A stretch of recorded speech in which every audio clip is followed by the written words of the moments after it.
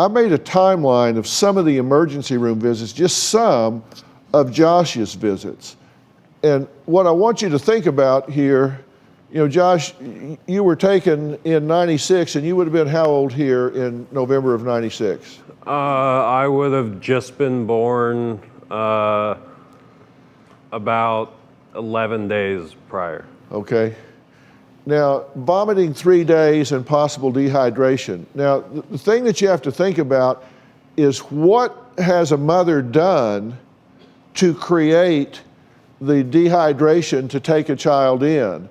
And then probable respiratory infection, fever, no bowel movement, then blood in stool. Now, what they will often do is they will get blood some way, either from the child or from themselves, put it in a stool sample, and take it to the hospital and say, here's what I've got. I've got a child, and here's a stool sample with blood in it. And so then, of course, the doctor tests this and says, well, okay, we've got blood in the stool. And so then you have tests for meningitis. Now, you were subjected to more than one lumbar puncture, right? Yeah, I've had, to my knowledge, 2 spinal taps. Yeah, and these are very painful, and they're also very dangerous. Well, I still have recurring back pain in the location of the spinal tap. Yeah, and particularly with a child, the tolerances are very, very low here.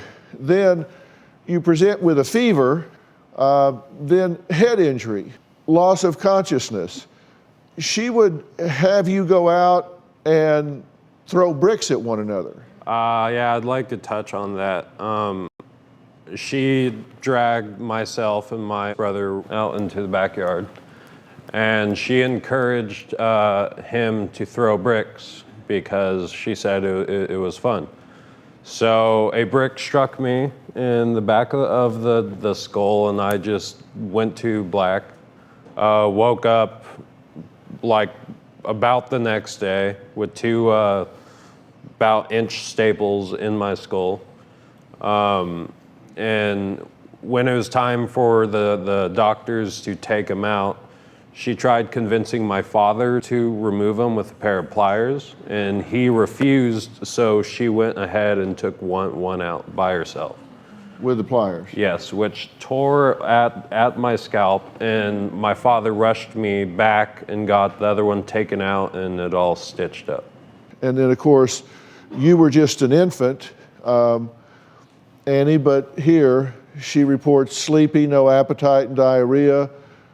So you're subjected to blood cultures, a barium enema, then again diarrhea, then croup, vomiting and diarrhea, then you're dehydrated, hypoglycemia, and they find that it stabilizes when she's not present. Mm-hmm. And that's one of the things that becomes a very important diagnostic criteria,